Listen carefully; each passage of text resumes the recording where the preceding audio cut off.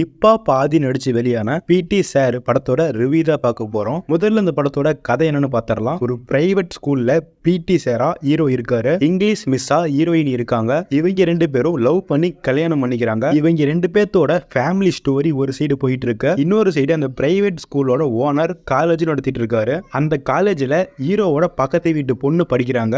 அந்த பொண்ணுக்கு அந்த காலேஜ்ல சில விஷயங்கள் நடக்குது. இது தெரிஞ்சுக்கிட்டு ஹீரோ அந்த பொண்ணுக்கு சப்போர்ட்டா ஸ்டேஷன்ல கம்ப்ளைண்ட் கொடுக்க போயிருக்காரு. கம்ப்ளைண்ட் போலீஸ் வாங்க மாட்டேங்கிறாங்க. ஏன்னா அந்த காலேஜ் ஓனரோட கட்டுக்குள்ளதான் போலீஸே இருக்காங்க. அந்த அளவுக்கு பெரிய ஆளு அந்த காலேஜ் ஓனர். இதை தெரிஞ்சுக்கிட்டு ஹீரோ இந்த கேஸை கோர்ட்டுக்கு கொண்டு போறாரு. கோர்ட்டுல இந்த கேஸுக்கு கிடைச்ச தீர்வு என்னன்றத இந்த படத்தோட மொத்த கதை. இந்த படத்தோட பாசிட்டிவ் என்னன்னா இவங்க வச்சிருக்க கதை. அந்த கதையை இவங்க சரியா யூஸ் பண்ணாங்களான்னா பாதி கூட யூஸ் பண்ணல. ஒரு ராவா எடுக்க வேண்டிய கதையை கமர்ஷியலா எடுத்திருக்காங்க. படத்தோட ஆரம்பத்துல லவ், பாட்டு, காமெடி, ஹீரோ ஹீரோயினி ஃபேமிலி சீனுன்னு இந்த கதைக்கே தேவையில்லாத நிறைய விஷயம் இருக்கு. ஒரு பக்காவான மசாலா படமா கொண்டு வந்திருக்காங்க.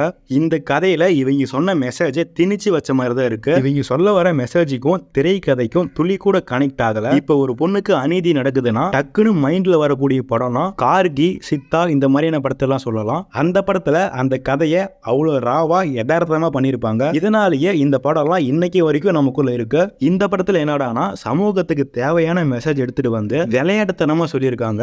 அதுவும் இந்த படத்தோட கிளைமேக்ஸ்ல கோர்ட் சீன் ஒன்று வரும். ஒரு கோர்ட்டுல ரூல்ஸ் ரெகுலேஷன்ஸ் 1000 இருக்கும். இந்த படத்துல அதுல இருந்து ஒன்னு கூட கடைபிடிக்கல.